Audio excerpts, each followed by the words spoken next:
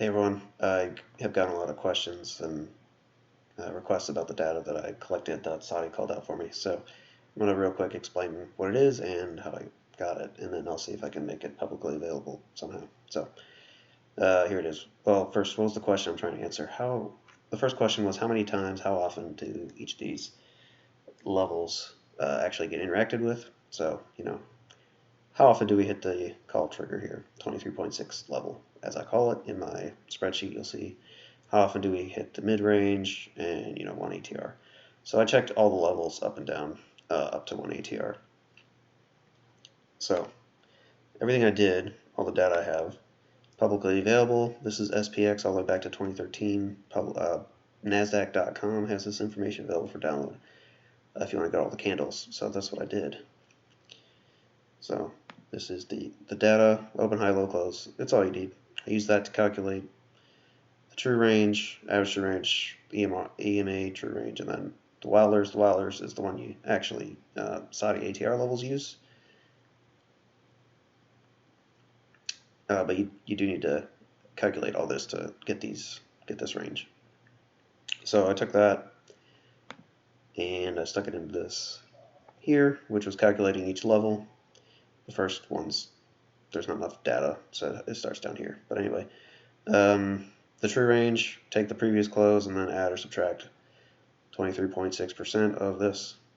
That's all it is. So I got all the levels. This is how the Saty levels are calculated.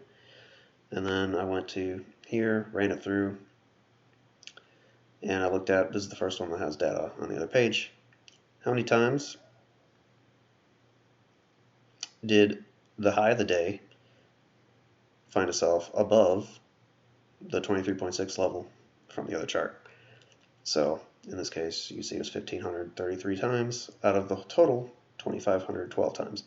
So that's what I came up with. 61% of the time we hit the call trigger or the 23.6 level, but only 13% of the time do we hit the 100% level or the 1 ATR.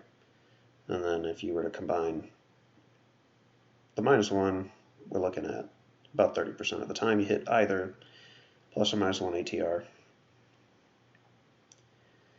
And then you can use these, the number of times that they get interacted with, this column here, or row I should say.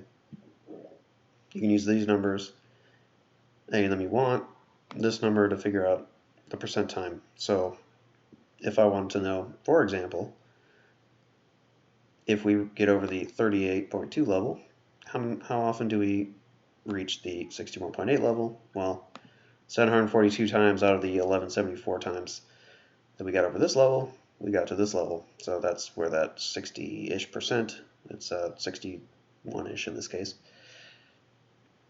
level that Saty called out. So you know, if I get above 38.2, over 50% chance that I'm going to get to this 61.8 level. All right, so these are all the numbers you really need to do this analysis. I went further and wanted to see what, double check it basically. So what I did is I got this multiple stock downloader thing, and I went ahead and got 30 years worth of data for the SPY, QQQ, IWM, and then the top 50 market cap stocks in the S&P. And then I did the same thing for all those, which is how I have all these 103,000 days worth of data. Some of these companies didn't have 30 years of data. I went with the maximum available. And then here's all the occurrences here. And the numbers came up pretty close to the SPX for 10 years data. So in my mind, this confirmed that we were on the right track here. In this case, if you looked at that same number we talked about, how many times do I get to 62% if I get to 38? This one's closer to 63%. I'm more inclined to believe that 63% overall is pretty close to what we're getting here. And then the last thing, which didn't come up, but I looked at SPY and I looked at weekly candles to check multi-day. I looked at quarterly candles to check position level. I checked swing level with the monthly candles, and I checked the long-term levels with